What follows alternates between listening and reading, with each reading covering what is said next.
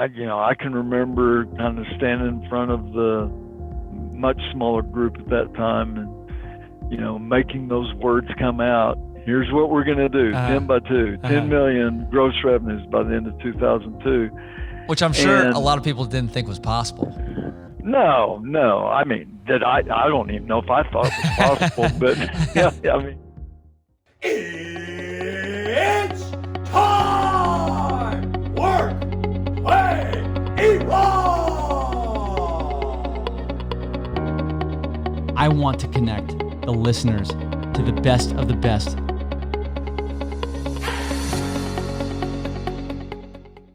Welcome to the Evolve Broker Podcast, coming to you on the first and third Mondays of every month.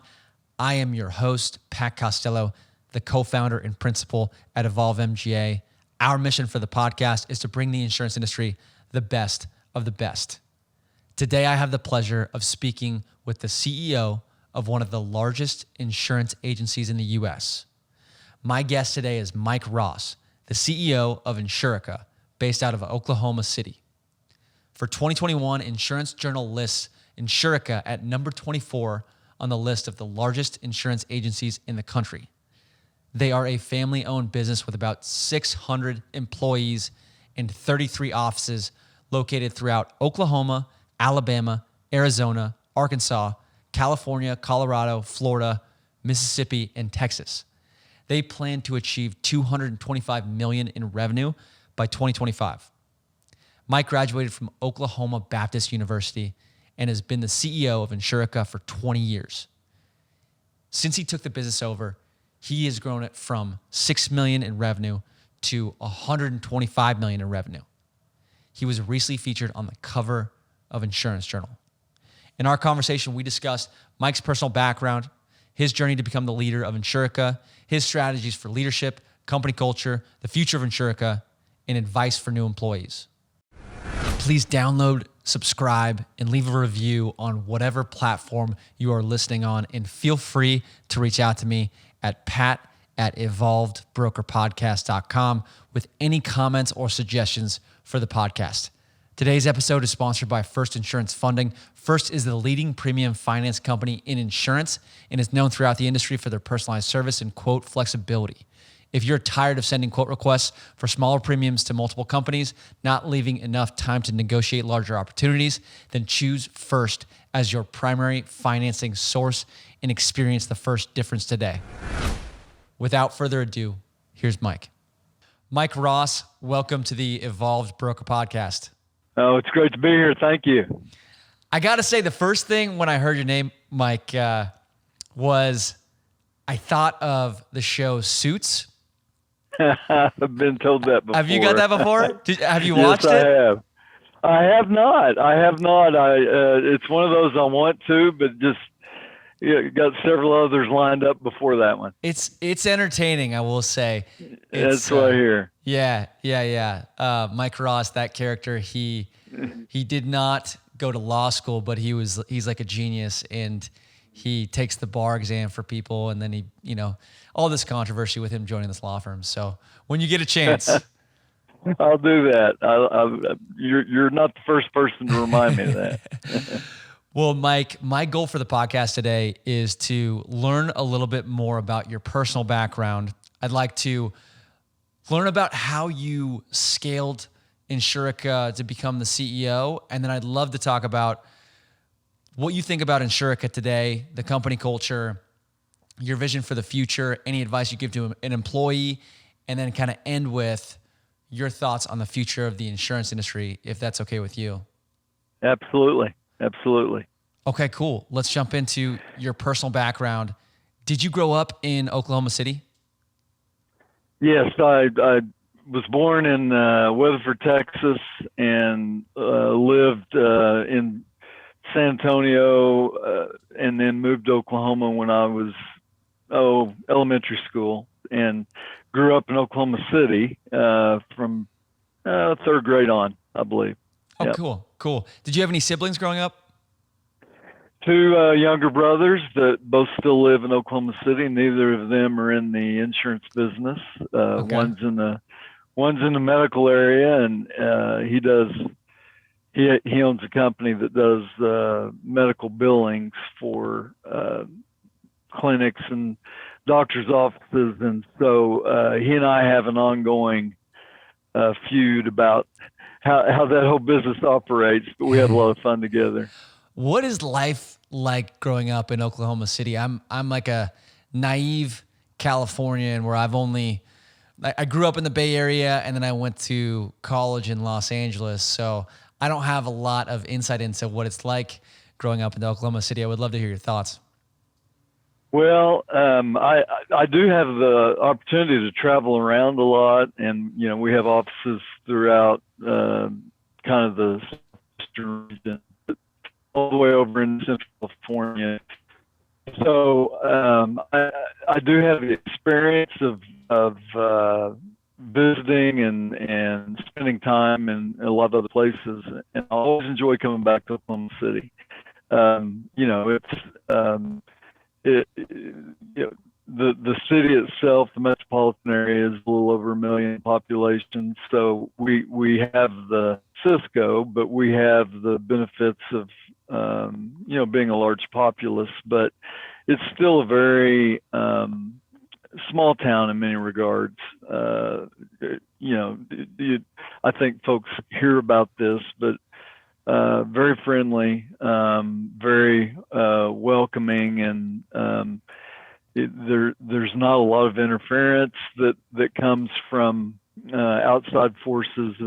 We have a lot of freedom to do the things we want. It's a very strong entrepreneurial spirit that's always existed and continues to kind of drive the growth and the advancement of Oklahoma City. A lot of good things going on. Growing up, it was I'm a Baptist preacher's kid, so had that experience of growing up as a PK, and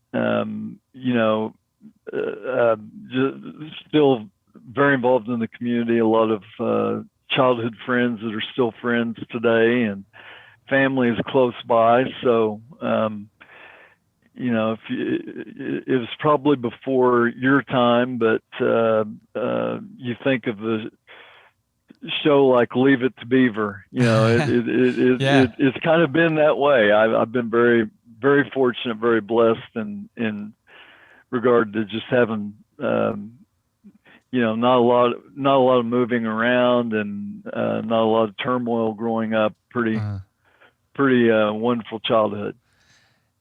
Were you fans of any major sports teams growing up, or did you play any sports or have any hobbies?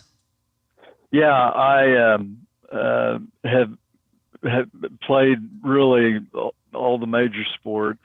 By the time I got into the later years of high school, I focused on football, and unfortunately, I wasn't that good, and our team was even worse. So my dream of going on and playing for the Oklahoma Sooners did not come true.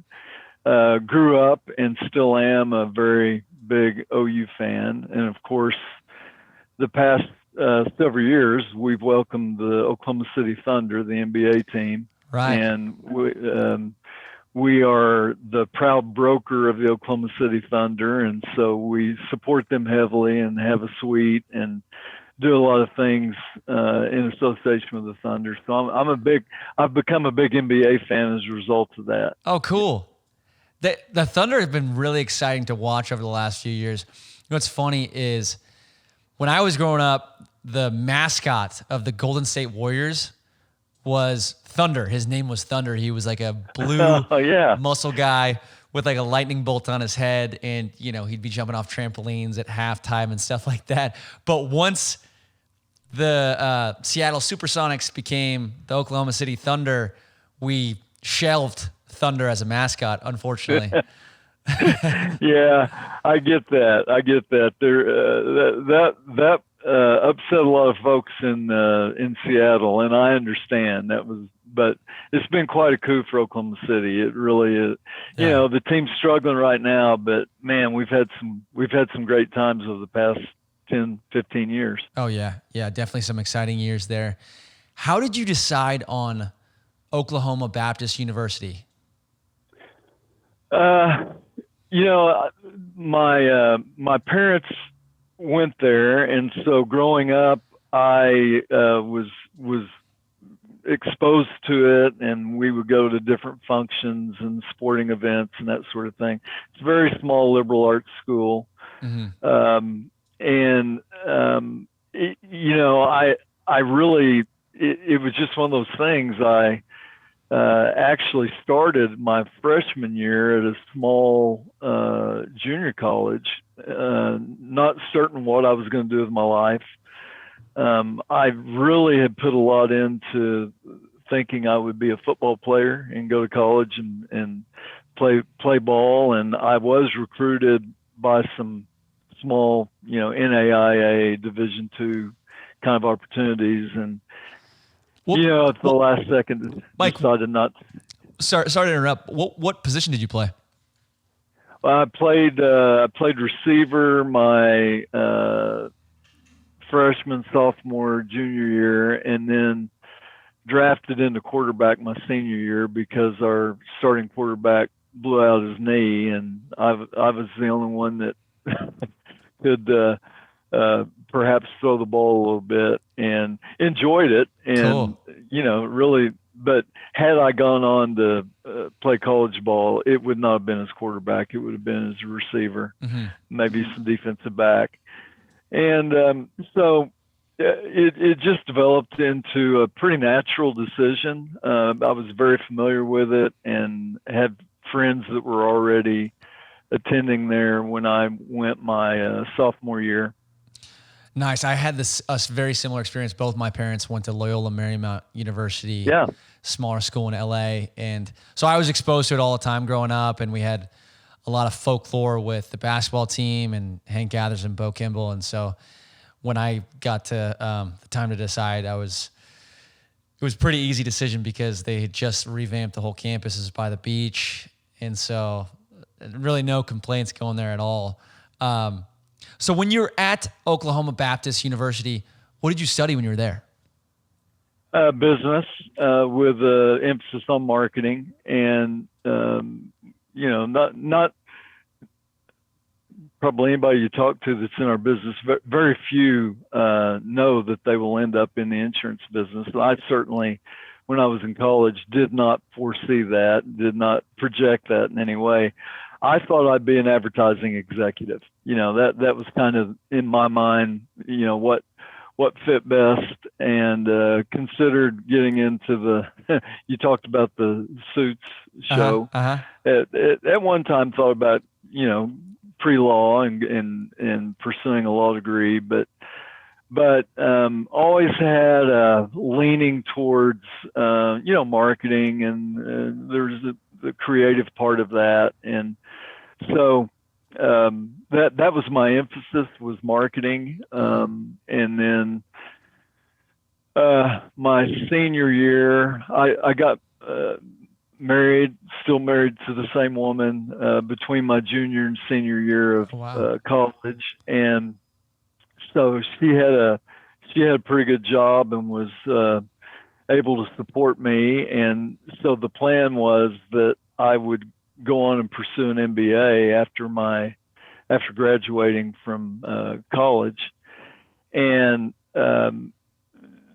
spring break, I believe it was, my senior year, you know, I had not sent out any resumes, hadn't done anything. This is back in 1983. The job market was completely different then than it is now. It was quite challenging, at least in the Oklahoma area, to find work. We're going through the oil bust, and you know, the economy was pretty weak. And so I sought out during spring break to get enrolled in graduate school, and quickly discovered that the way things were set up then is most of it would be night school, and it wasn't something I could go in and knock out in a year, you know, just pour everything into it. It was going to take some time. And so I thought, man, that's, you know, I might as well I might as well get a job and do the graduate. I can do that at nights anyway. Uh-huh. And so kind of got late into the job search process, and had a friend that I ended up working with here for many years, but had a friend that kind of took me under her wing, and she introduced me to and helped open the door for me to get an interview with the Travelers Insurance Company. I actually, when I would tell friends about it, because I was a little bit embarrassed about insurance at the time, I said, well, it's Travelers Indemnity Company. You know, the indemnity made it sound a little more a little sexier, professional. Yeah. So I interviewed with them, and they offered me a job. I think my starting pay was $16,000 and the promise of a company car down the road. And it was in the personal lines marketing, underwriting marketing area. So really took that job because it was the best thing available at the time. I really had no burning desire at that point in time to be in the insurance business, but that kind of set me on the path. Mm-hmm. And stayed with them a couple of years. And one of the agencies that I worked with was Insurica. Uh-huh. Of course, the lady that had helped me get me with the opportunity with Travelers subsequently helped open the door and contacted me about coming over and interviewing for a producer position at Insurica. We were under a different name then, but I'll just continue to refer to it as Insurica. Right. And so you know, that evolved, and I So knew Mike, that I wanted to be in sales. So on your, it's actually shockingly similar to my experience coming out of college and just wanting to be able to afford to live in San Francisco. And my first job was with Ace, and I did a similar 2 to 3 year stint. Was there any major learning lessons that you took away from that experience with Travelers about the carrier side of the industry, or about, being associated with a huge company, or any mentors or any major learning lessons you took from those first couple years in the insurance industry? that's a great question. And yes, clearly there were. It was really my first exposure to kind of the corporate world. And I quickly realized that regardless of how well I did in college, I didn't know anything, and that I was mentored by an individual who was a real student of the game, and really encouraged me to. If I wanted to make a career out of this business, that I couldn't sit still. I needed to continually be on a learning path, and it would never stop. And I saw examples of both sides. I saw being at a big company, you're always going to see the folks that kind of mail it in every day, and that I saw that, but I also saw the other side of the folks who were really driven and really committed to what they were doing, and had a passion for what they were doing. And that was helpful to me at that point in time. Very helpful. Now, was that first mentor, was that the woman that helped you get the job at Travelers, or was that somebody else? And if it was somebody else, how did you find that person? It was somebody else. The woman that helped me in the beginning did serve as a mentor, but it was really after I came here and joined this firm. But the person that helped me at Travelers was my kind of 2 levels up I called him Mr. Brady, and he's no longer alive, but he really made an investment in me, and nobody told him to. He just that's who he was, and made a point to spend time with me and take me under his wing and let me see what his job was like, and let me kind of understand the bigger picture of what we were trying to do. And I'll always appreciate that. He was. I probably learned more about just business etiquette and work life, and not so much about insurance. More about just what's it like to be a professional, and to be a student of the game. That's amazing. How valuable. And then it sounds like you kind of got the itch to be on the production side of things. Was it the fact that you wanted to control your own destiny that brought you over to the agency side of things? Well, so my job for 2 years at Travelers was working with the agencies that had contracts with Travelers, and it didn't take long to see that the work they were doing seemed to be more. There was certainly this element of freedom, and the ability to get paid for what you do. And I was very attracted to this idea of the relationships that they were developing with their clients, and I could see that they were, we throw the term around, but I could see it even early on. They were trusted advisors. They had very meaningful, important relationships with business owners and the CEOs of businesses, and that it was very appealing to me as compared to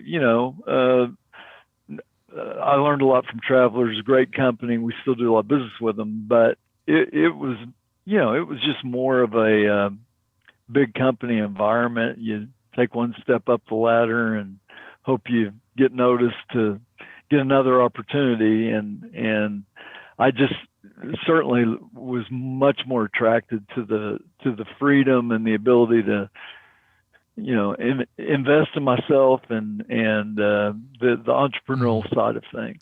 You made that move in 1985, I believe. Yep.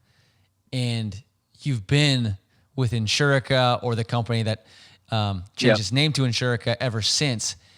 And obviously now you are the CEO, and you've been the CEO for a significant amount of time. Can you tell me about how you scaled the organization, and even helped grow the organization to where it is now, in your personal journey from being in a production role to being in a more management oriented or executive level role? Yeah. So when I started in 1985, started at ground zero as far as a producer, focusing on the commercial P&C side. And really my focus very early on was to become as successful as I could be on the production side. So I worked very hard at bringing in new business and growing the book, and was able to do that, and have some accounts now. Even today, I still have some business as a producer. I have a lot of help with it, and I'm not in a full-time production role by any means, but some of those accounts that I picked up early on are still, we still have them as accounts. That's impressive. But I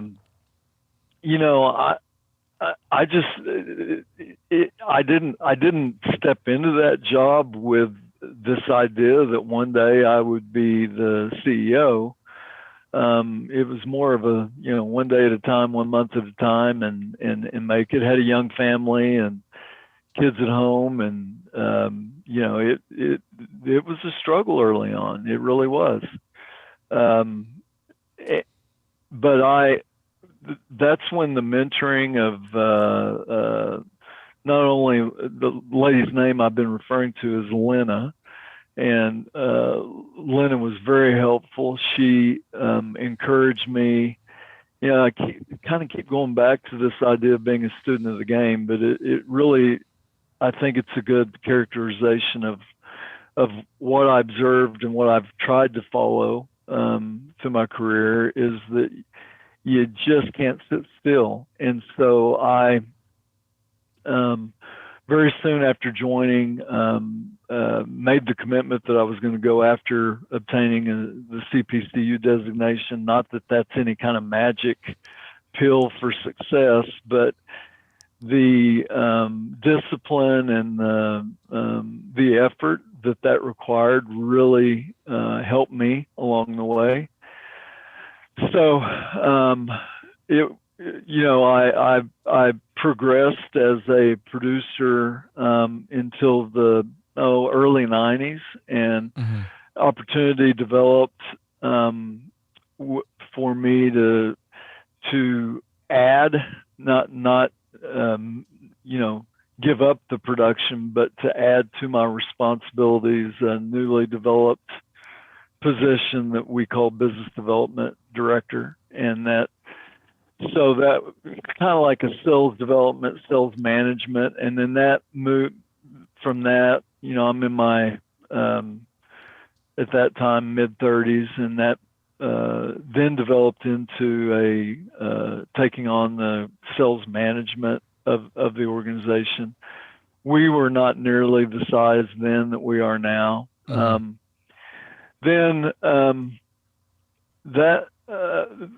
Doors just continued to open. Along the way, we had the president of the firm, who had been the first employee. We started in 1959, and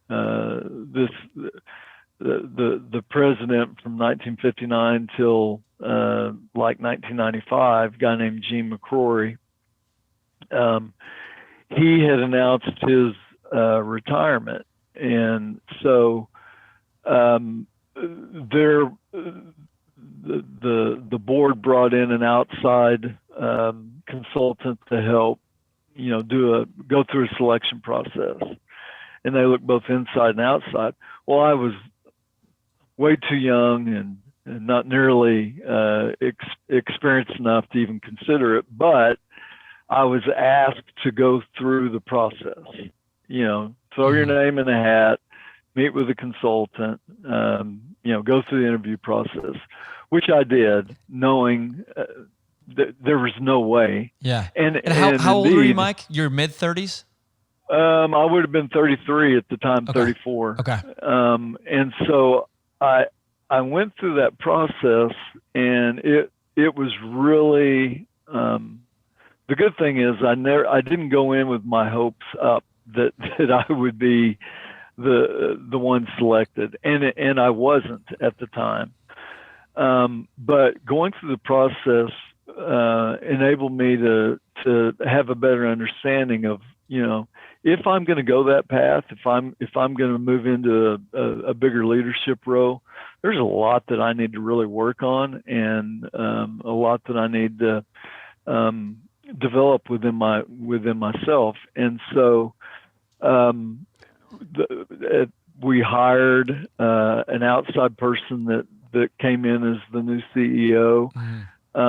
Tremendous marketing person that I've still very good friends with. Hey, Mike, when you were going through that process and you had those kind of learning moments of what you needed to improve, what were some of those things that were like, I need to get better at this, or, I need to study up here or there, or maybe I need to speak to this person to get their insight into how I could do this better? Was there any specific categories that you were looking to improve in?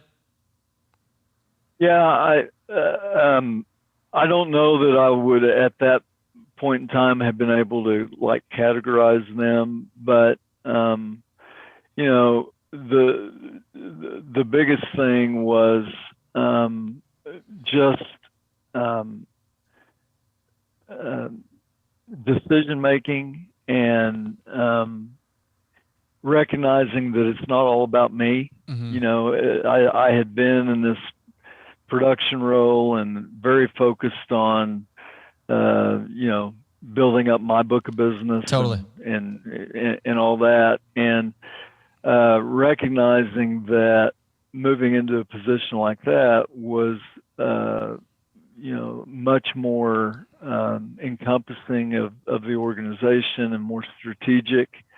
You know, the ability to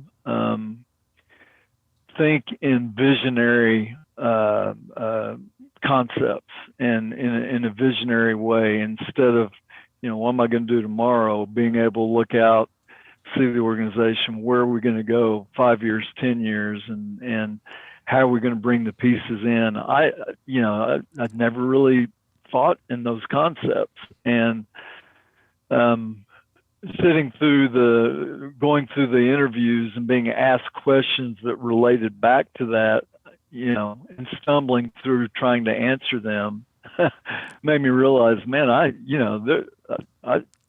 need to up my game. I need to think bigger and need to have the ability to do that. Gotcha. Okay. All right. So you go through that process and then you understand there's some areas that you can improve. And what happens from there? Did you stick with that production role, or did you move it, or that sales management role with some production, or how did you progress to actually getting that president or CEO title? So the individual that was hired as our CEO, he came in and he was a visionary, not as strong as on the execution side. So a lot of great ideas and brilliant person. But quickly what I noticed and was involved in was that we were, we were creating a lot of new ideas and opportunities, but had a lot of plates in the air, but some of them were falling. We just didn't have enough hands on deck to be able, and we kind of lost our focus on blocking and tackling on the fundamentals. Mm-hmm. And so I moved into with the sales management, also kind of the executive vice president kind of role, number two kind of role. And but we went through a tough period, and this was from 95 to 98, that 3-year period. It didn't work with our new CEO. And we were, it had gotten to a point where we were losing money on the profitability side, and our revenues were not growing as they should be. And so it was a mutual decision that the new CEO left. And so the majority owner of our company reached out to me and said, we still want, and a little bit of background here. The majority owner, we're part of an ownership group that has insurance company, American Fidelity Insurance Company, some banks and real estate. I mean, it's a pretty broad financial company when you throw it all together. The beauty is that each of the companies operate independently. And so anyway, they reached out to me and said, despite the challenges that we've been going through, we want to remain in this space. We believe that we've got the core to be able to do it, but you know, it's gonna be a tough turnaround. Mm-hmm. And we'd like for you to step in and take on that responsibility. So you know, that was 1998. I was 37, 38 years old at the time. Wow. And young. And it was, and I look back on it, you know, many of the people that had been my mentors and or my manager or boss, you know, now I'm in that position, and you know, it was definitely frightening and you know, very eye-opening. But so what we did, there was another individual that was the number 2 guy with me, a guy named Gary Jarman. And Gary and I, along with a couple of other individuals, pretty quickly sat down and said, you know, what are we going to do? here we are. We're not growing. We're losing money. You know, what are we going to do?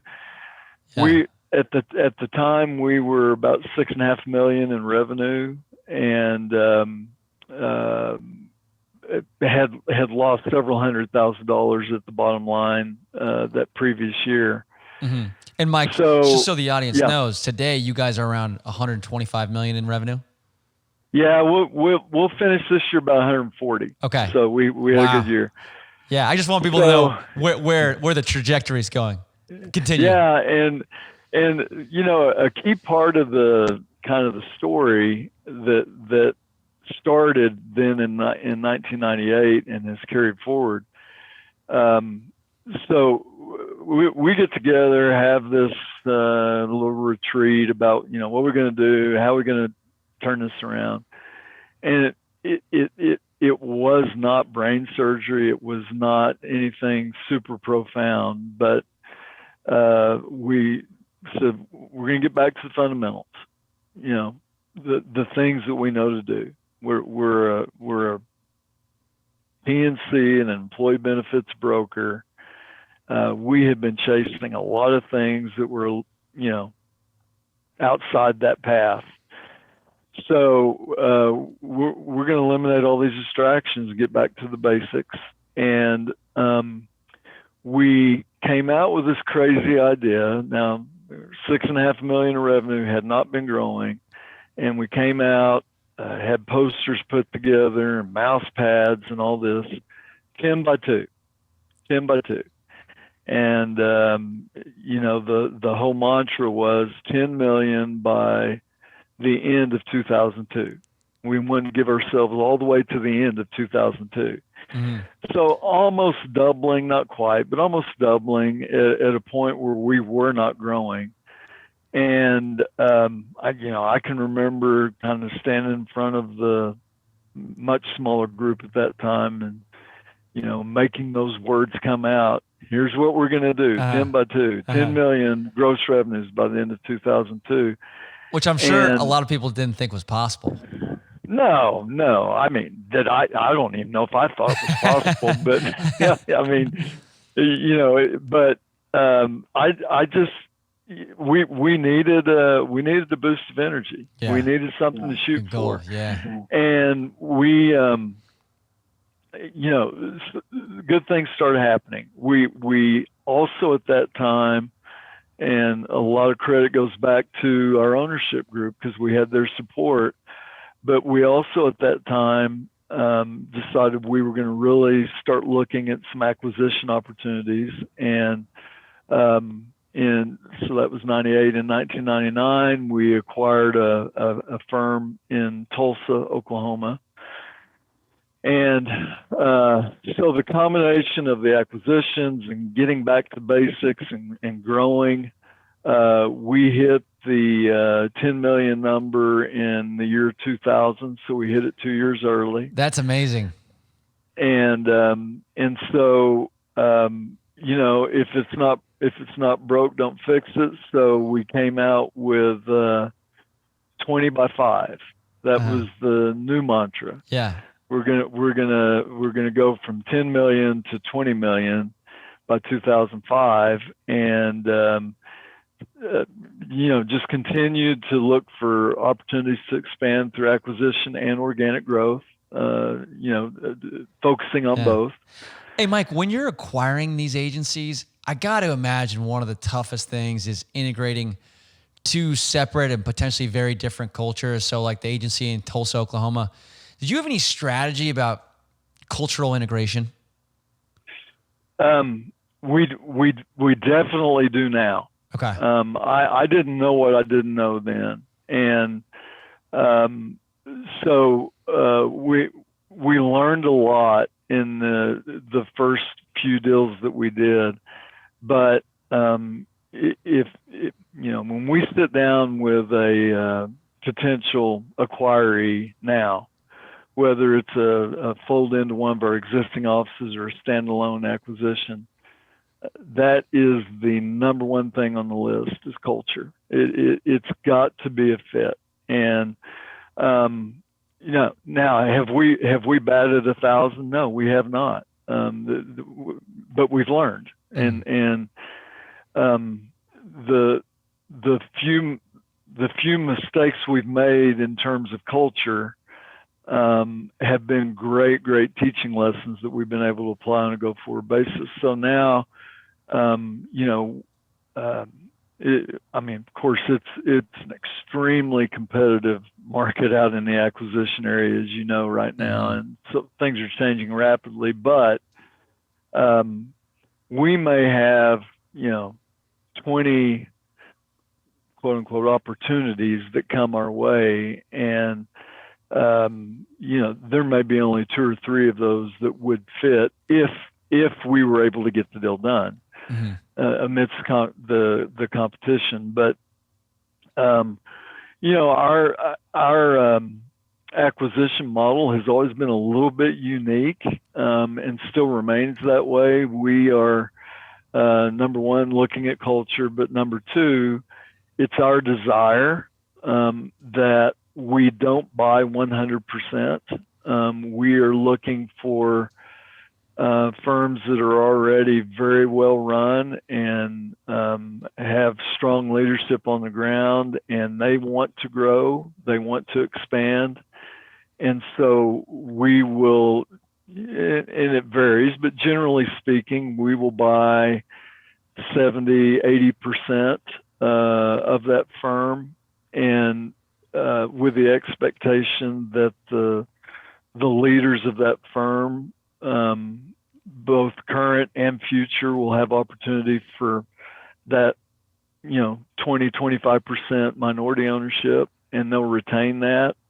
And it's just proven to be a very good model for us, because we learned real quickly, this works for some, but not for us. We do not look for situations where someone is retiring and ready to cash in their chips and just hand the keys to us and let us take that. That's not for us.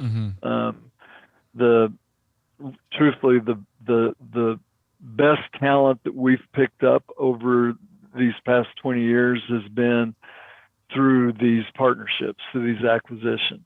And many within our leadership team right now have come to us through, we didn't hire them, we bought their firms. And so anyway, that's a real key to our model. And it helps with the culture part of that, because I've just learned that if we're all pulling from the same end of the rope, and the minority owner certainly has a vested interest, then it's amazing how well we collaborate work together. You know, I often describe it as we talk a lot about community culture here. You know, that's the Insurica community, and the vision piece behind that is, if you picture in pretty much every city, there are going to be those highly desirable communities that people want to live in. You know, where the yards are taken care of, and you know, that they're going to have bylaws that are pretty strict, but it is an exclusive, desirable place to live. Houses appreciate and value. People take care of what they have. But as you drive through the community, one street's not necessarily going to look like the other. And the houses are each going to have their own unique look and feel to them. That's what we're after, is building this community that people want to work in, clients want to operate within. That we have high standards that we operate by, but it's not a cookie cutter thing. Each street's going to have its own personality, its own look within the overall community, and so that's the kind of culture we're trying to drive for. Mike, I'm sure with so many years as a leader of the organization, you've had a lot of learning experiences, and you've probably been able to distill your focus as a leader down to a few major points. I mean, is there a way that you think about your leadership today in terms of what you're focusing on when you go into a new year, or when you are coming into the office every day? Do you have priorities, or do you have main areas of focus to lead Insurica? Oh, man, that's a loaded question there. It's a great question, that I do. And certainly that has shifted over the years. So, you know, I'll turn 61 next month, or in March. And it's still hard to believe I'm saying that, but that's the truth. It is what it is. And so, you know, now I'm reaching a point where I need to think about, you know, how do I prepare for the transitions that will be coming down the road? I may work another 10, 15 years. I may not. You know, that's not determined, but my focus right now, more so than it has been in past years, is, you know, investing in people, investing in our leadership team, making sure, you know, the old saying, leave it better than you found it. I want to be sure that we are prepared, because all businesses are going through this, but if you look at us at Insurica, we're going to, like many other businesses, we're going to go through some significant change over the next few years. And my focus is being prepared, embracing this, using it as an advantage as we move forward, not to run from it. So I'm spending a lot more time on strategic people investing things than maybe I have in the past. I am also, you know, we as an organization, you mentioned earlier that, you know, we're going to finish around 140 million in revenue. It's not all about the numbers, but we just had a track record of setting these goals and going after them. Last year, 2020, we finished around 125 million in revenue. And at the beginning of 21, we came out with our new mantra, which is 225 by 25. And that is to grow basically double That's outstanding. in the next 5 years. So we have a lot of things going on related to, you know, both on the organic growth side, the acquisition growth side, and keep on pushing those and pulling those levers as much as I can. You mentioned some dramatic changes that you think the industry or potentially just the retail insurance brokerage model might face in the coming years. What changes do you expect to hit a business like Insurica? Well, what we're already seeing and really kind of working within, I'll call it the Amazon effect. The customer of today, we need to be prepared to deal with them on their terms. The old kind of archaic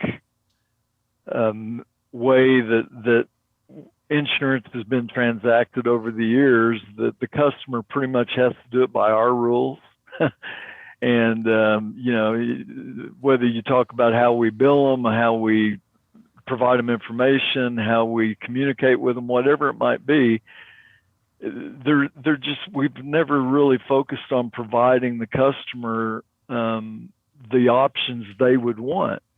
Well, my wife and I are power users on Amazon. I mean, we're having something delivered every day, and it's an amazing, amazing thing. I see this impacting not just the insurance business, but business as a whole. We're already seeing it. And so one of the things that we've been focused on working on for the last 3 or 4 years is this, there's actually a graphic, but kind of homology scale that on the far one side is the kind of the old human interaction, that we still have customers that they don't want to be communicated with by text and email. They want you to come out and visit with them. They want you to deliver the old-fashioned policies in the book, all that kind of stuff.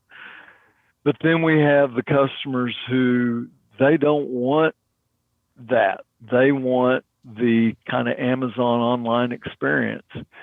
And historically, our business has been, well, we know what you want, but this is how we have to do it, And so we are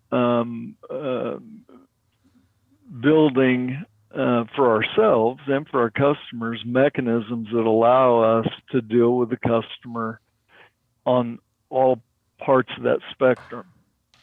So we have a digital division that it's about 10 million in revenue right now, and really focused on small business, both on the P&C and the employee benefits area.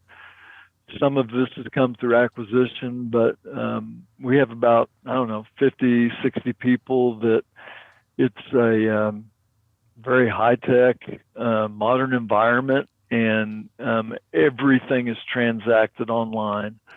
And we're buying leads. We're in that whole ecosystem of interacting, through Google optimization and through online leads, and what we've seen, that started out predominantly to work with the very small business owners, that may spend $1,000 a year on their insurance, and we've seen dramatic raising of the bar there, and we've seen some clients come to us that way that are in the six figures, spending $150,000 a year on their P&C insurance, and they want to operate in that kind of method. So that's the biggest change I see, is that customer expectations, customer demands are going to drive us to figure out new, improved ways of providing our services. And you know, like it or not, we better be prepared for it. I couldn't agree with you more. If I was a person that was thinking of joining Insurica, how would you describe Insurica's company culture today? And what advice would you give me if I was a brand new employee? I would describe the culture. You know, I've already mentioned the community aspect. We have a lot of C's that go with this, the letter C, but it's very collaborative. You know, we have over 30 branches throughout our community, and that's 6 or 7 different states. But despite that, we have ongoing daily. We have people from different offices working together. We are somewhat organized through practice verticals. We have 14 industry verticals that we're focused on. We do business outside those verticals, obviously, but the most prominent of those, you know, construction, healthcare, education. We have teams that may exist among 4 or 5 different offices that will come together working on an account or an opportunity or a program. So unlike what I see with other you know, regional or national brokers, we really have a very open, collaborative environment. The other thing, and you know, it's one of the things I'm just extremely proud of, because you know we're a member of Assurex, and I have the opportunity to visit with a lot of other, you know, CEOs and leaders of other organizations across the industry. We don't have the problem with this territorial issue that often comes up. You know, I'll hear examples of more times than I can count where we have a producer in California that's working on an account and contact somebody in our Houston office, and they'll team up and work together. And not once does the question of, well, how much you going to pay me? You know, what's my commission split on this? It's a very strong team environment. Second part of the question was, what advice would I give if you were coming new into the environment? My first day, if I was working for your Insurica. First day. Yeah. We have been and continue to invest in a lot of resources. You know, we've got an innovation division, a data division that we're trying to do a lot of creative, innovative things in those areas. What I encourage people that are coming into the organization to do is take advantage of these resources. It can be frustrating when I hear that somebody feels like they're not getting what they need, and yet it's right there.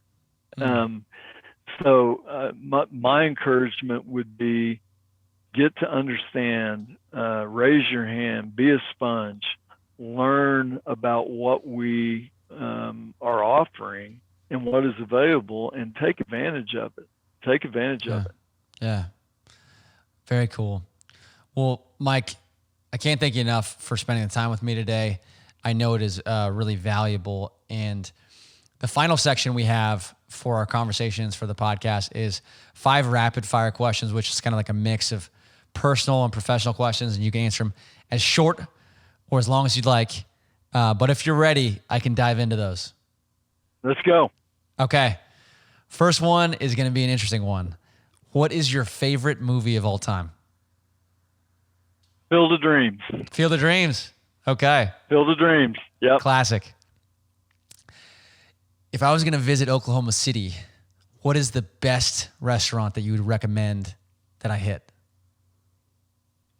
Happens to be a customer of ours. It's a wonderful steak restaurant called Mahogany's Prime Steak, and with 2 locations, one right downtown, one on the north end of town. Either one, but that's where I would take you. Mahogany Steak. Noted. Favorite book, and it can be professional or personal. Favorite book. Well, the first one that comes to mind is Good to Great. Jim Collins. It's a business, a professional book, but I go back to that, not necessarily read it, but I go back to that in my thinking often. So much to learn from that book. Mm-hmm. Mm-hmm. I'm a huge fan of that one as well. I know you are a big Oklahoma guy, and I know you mentioned a few sports teams as we were going through this. What if you had to pick a team that you have the strongest allegiance to in Oklahoma, whether it's the Oklahoma City Thunder, Oklahoma Sooners, maybe even Oklahoma Baptist University, who is your strongest allegiance to in Oklahoma? Yeah, it's the Sooners. Sooners. Boomer Sooner. Yeah, and the little interesting side note there. In Oklahoma, there are 2 major universities: the Oklahoma Sooners and the Oklahoma State Cowboys, and very often it's a very strong rivalry. When they play each other, they call it Bedlam. They call it the Bedlam game. Cool. And we're pretty evenly split here within our corporate office between OU fans and OSU fans, and so it can get pretty fiery at times around here. We have a lot of fun with it, but yeah, if you were to ask the guy next door to me, he's a big OSU guy, and so we have a lot of fun with that. Yeah. But I am a diehard OU fan. Okay, that's awesome. Last question. What are you most excited for in 2022? I'll give a better answer than this, but the first one that came to mind was tomorrow we hear what the Supreme Court decides on this OSHA ETS situation with the vaccine mandates and all that. Uh-huh. That it's creating a lot of turmoil with how we will deal with that if the act stays in place, because we have more than 100 employees and the act applies to employers of more than 100 employees. So that's right now, this very moment, what I'm most excited about. Very understandable. But broader than that, I touched on a little bit, but we have just within our own company, we have so much going on in this digital distribution, digital marketing area. So many initiatives and program opportunities that are ready to, at any moment could really, really take off. And so I'm fired up about what we're getting ready to see in that area. Hey, Mike, I cannot be more glad that we got connected. You could not be a nicer guy. And if there's anything you ever need from a cyber insurance perspective or in general, if you're ever in the Bay Area, you'll have to let me know because I would love to get together. And I will definitely let you know if I am going to Oklahoma or Oklahoma City, and would love to hit Mahogany's. I'll take you there. And then we'll walk across the street and go see a Thunder game. How's that? And you know what? Would even cap it off even further if it was Thunder Warriors. That would be epic. Oh yeah, I am a Warriors fan. I do like Steph. I'll tell you what, man. He's having a great year. He is. We're exciting. Clay's back now. We just need our center Wiseman back. But I'm excited for our potential this year too. And Steph is just, I mean, he's so fun to watch. Oh, he is. He's unbelievable. Yeah. Yeah. But if you make it this way, please let me know. Yeah. I'd love to treat you to dinner and a game or whatever we might do. Yeah. Absolutely, Mike. Well, thank you again. I will talk to you later. Please download, subscribe, and leave a review on whatever platform you are listening on. And feel free to reach out to me at pat@evolvedbrokerpodcast.com with any comments or suggestions for the podcast. Today's episode is sponsored by First Insurance Funding. First is the leading premium finance company in insurance and is known throughout the industry for their personalized service and quote flexibility. If you're tired of sending quote requests for smaller premiums to multiple companies, not leaving enough time to negotiate larger opportunities, then choose First as your primary financing source and experience the First difference today.